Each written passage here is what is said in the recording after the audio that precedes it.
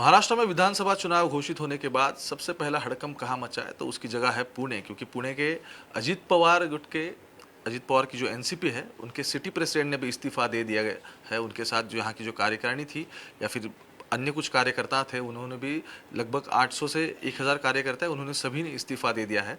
Exactly हो क्या रहा है पुणे में और सिटी प्रेसिडेंट का कहना क्या है, क्योंकि उनका यह कहना है कि जो विधान परिषद के लिए 7 जगह थी जिसमें से 2 अजीत पवार गुट के लिए दी गई थी, उसमें उन्हें स्थान नहीं मिला और अन्य कुछ वजह भी है। उनसे दीपक मानकर हमारे साथ है। दीपक जी, बहुत बहुत स्वागत आपका। आपकी एग्जैक्टली मांगे क्या हैं, क्योंकि ये साफ साफ दिखाई दे रहा है कि आपकी जो कॉन्स्टिट्यूंसी आती है वहाँ तो आपको भाजपा के साथ जाना पड़ेगा। वहाँ तो अभी इनकम्बेंट हम विधायक अगर पकड़ के चले तो चंद्रकांत पाटिल है। तो अभी आपकी मांगे क्या है, क्योंकि आपने तो इस्तीफा दे दिया है।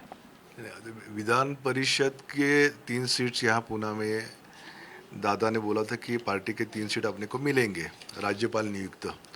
उसमें से एक सीट की मांग हमारे कार्यकर्ता पदाधिकारियों ने दादा से की थी कि एक सीट दीपक मानकर को देना चाहिए।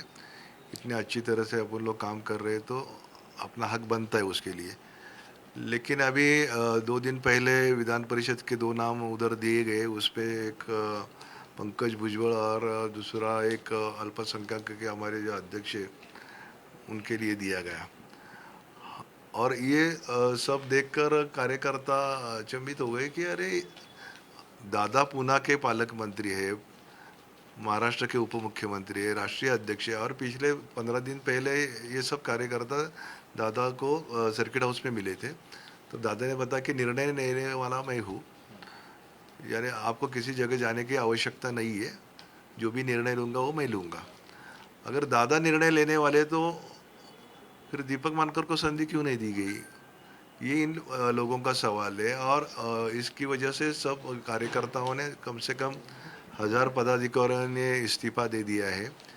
और अजीत दादा गुट मजबूत करने के लिए जो हम लोग प्रयास कर रहे पिछले 15 महीने से, वैसे तो 2012 से मैं दादा के साथ में हूँ और अभी तक मुझको कुछ कौन सा भी पद भी नहीं मिला मेरे को, लेकिन जो काम हम सर्वसामान्य नागरिक के लिए पुणे में कर रहे हैं, लोगों का जोड़ने का काम कर रहे हैं अच्छी तरह से, वो जो ताकत कार्यकर्ताओं का हम लोग दे रहे हैं उसमें दादा का योगदान होना भी बहुत ज़रूरी था। और तटकरे साहब जो हमारे महाराष्ट्र के अध्यक्ष हैं, उन्होंने मेरे को एक बार फ़ोन करके तो पूछना मांगता था कि हम ऐसा ऐसा नाम दे रहे हैं, आपको इस बार कोई जो संधि मिलने वाली नहीं है। तो मैं क्या नाराज़ नहीं होता था, क्योंकि पार्टी इतनी बड़ी है और उसमें कुछ निर्णय आगे पीछे हो जाते, लेकिन जो क्लेम हम लोग कर रहे थे वो हमारा हक बनता है कि इतने सालों से, मैं तो 40 साल से काम कर रहा हूँ सामाजिक और राजकीय जीवन में, और ये चांस अगर मेरे को मिल जाता था तो मैं अच्छी तरह से पुणे में, महाराष्ट्र में सर्वसामान्य गौर गरीब लोगों के लिए अच्छी तरह से काम करता था और करूँगा, इसके आगे भी करने वाला है। तो आप मुझे ये बताएं, क्या आपको आश्वासन मिला था और फिर वो फॉलो नहीं हुआ है?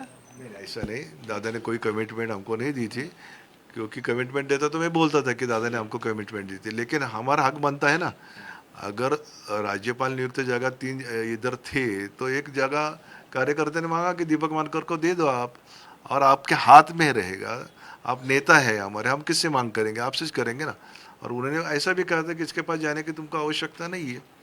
हम 2-4 बार प्रफुल्ल पटेल साहब को मिले थे, तटकरे साहब को मिले थे, इनको भी मिले, लेकिन इसकी वजह से कार्यकर्ता ज़रा नाराज़ हो गए कि अभी हर टाइम सिर्फ काम करने का, और देने का जब टाइम आता है अगर तो देंगे नहीं कुछ कार्यकर्ताओं को, तो हमारी ताकत कैसी क्या बढ़ेगी ना। ये आपके वैसे हाथ में क्या है, क्योंकि मुझे अब हम जब रिकॉर्ड कर रहे थे हम तो आपके किसी दिया है क्या, इस्तीफा है कुछ अलग है ये? नहीं नहीं, अभी ये कार्यकर्ता ने अभी उसका इस्तीफा लाके दिया है। ये संभाजी वाघ बोल के है, उस सेल का एक अध्यक्ष है हमारे। ये देखो, ऐसे कार्यकर्ता खुद लाके देते, मैंने किसी को बोला नहीं कि आप मेरे लिए इस्तीफा दे दो, लेकिन उनकी सबकी मांग है तो सबकी मांग यही थी कि आपको विधान परिषद मिलना चाहिए। तो तो मुझे ये बताइए कि चलो आप कह रहे हो कि आपको आश्वासन तो नहीं मिला था, लेकिन आपके एक्सपेक्टेशंस थे, ये बात तो सही, पॉलिटिकली आप होपफुल थे। हाँ चलो कोई बात नहीं, क्योंकि आपको अभी तो विधानसभा में तो अभी वो तो आपको भाजपा को देना पड़ रहा है जो कुछ भी कॉन्स्टिट्यूंसी है। तो कॉन्स्टिट्यूंसी हमारे लिए खाली नहीं है। दो कॉन्स्टिट्यूंसी है, हड़पसर और वडगांव शेरी। वहाँ के जो विधायक है पहले से, उनको संधि मिलने वाली है। हाँ, तो बाकी जिनको दिया है, मतलब वो पंकज भुजबल हो या फिर और एक हो, या फिर एक तरफ दिखता है कि पुणे की रूपाली चाकणकर वो भी आई है, उन्हें भी कुछ ना कुछ मिल रहा है, तो ये आपके बारे में हो क्या रहा है वैसे? पार्टी में वो ज़्यादा इम्पोर्टेंट है रूपाली चाकणकर। हाँ, ऐसा मेरे को लगता है, क्योंकि जो सीट्स विधान परिषद के जो डिक्लेयर होने वाले थे, उससे पहले उसका जो पद था महिला आयोग का अध्यक्ष का, वो उन्होंने सेव किया पहले, और उसके बाद में ये सीट डिक्लेयर करी। ऐसा क्या है उसमें? मैं तो बोलना चाहता हूँ कि जब कॉरपोरेशन के इलेक्शन आएंगे ना, तो दीपक मानकर के वार्ड में खड़ा रहेगा, उसको उसके उधर खड़ा करने दो, देखो कौन चुन के आता है। अपनी क्षमता के ऊपर पूरा डिपेंड होना चाहिए, पॉलिटिकल जो बैकग्राउंड है, वो क्या करते हैं क्या नहीं।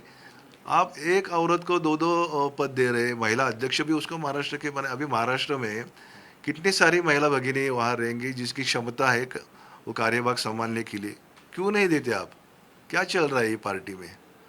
कोई तो पूछने वाला चाहिए कि आप डिसीजन लेंगे उसको हाँ में हाँ डाल के हम चलने वाले नहीं है। हम हमारी खुद की ताकत है पूना शहर में, यहाँ हम मास लीडर बोल के काम कर दे, एक आवाज़ देने पर 10-10 हज़ार लोग आ सकते हैं। तो ऐसे कार्यकर्ताओं का आप दुख दे के क्या करने वाले हैं? मुझको समझता नहीं इसमें। चलो, आज तो दिल्ली में बैठक होने वाली है अमित शाह के साथ इन सब की, मतलब एकनाथ शिंदे खुद जाएंगे, देवेंद्र जी रहेंगे, अजित दादा वहाँ रहेंगे। बंटवारा जो है वो तो शायद आज फाइनल एक शेपअप हो जाएगा, वैसे दिख रहा है। लेकिन अब आप क्या करने वाले हैं, क्योंकि आपने तो सभी पूरी कार्यकारिणी पूरा इस्तीफा दे दिया है, तो क्या आप किसी पार्टी ज्वाइन करने वाले हो क्या? आपका अगला मैं कोई दूसरी पार्टी ज्वाइन करने वाला नहीं हूँ। और उसमें एक बात ऐसी है, अभी सब कार्यकर्ताओं का मैं एक मीटिंग लेने वाला हूँ कल, और उनको समझा के उनका जो इस्तीफा वो पीछे लेने को बोलूँगा, क्योंकि अपने को दादा के साथ में रहने का है। मैं मेरा इस्तीफा सैटरडे को देने वाला हूँ, और इनके साथ ही मैं कार्यकर्ता बन के काम करूँगा, उसमें मुझे अच्छा लगेगा। क्योंकि ये जो पदभार है वो संभालने को इसकी वजह से तकलीफ होने वाली है मेरे को।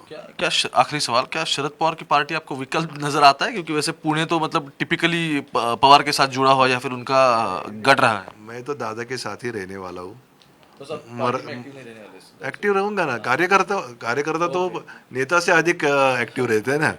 तो हम कार्यकर्ता बन के काम करेंगे, 40 साल काम किया, अभी करेंगे, दादा को ताकत देंगे, पार्टी को ताकत देंगे, क्यों नहीं करेंगे। हाँ, लेकिन हमारा जो दादा के ऊपर हक है वो हम बोलेंगे ना, क्यों नहीं बोलेंगे। हमारा नेता है, हम उससे ही मांग करेंगे ना। बहुत बहुत शुक्रिया।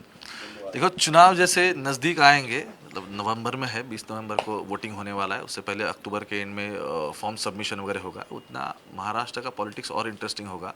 And why Pune? क्योंकि जो शरद पवार का एक ट्रेडिशनली यहाँ का किला माना जाता है, वहाँ अजित पवार ने कुछ अलग राजनीति करने की कोशिश की, और चुनाव डिक्लेयर होने से पहले ही मतलब यहाँ पे इस तरह का हड़कंप मचा हुआ नज़र आ रहा है। देखते हैं आगे क्या होता है। अब आज तक देखते रहिए। कैमरा पर्सन गोपाल हरने के साथ में ओमकार वाबले, पुणे, आज तक।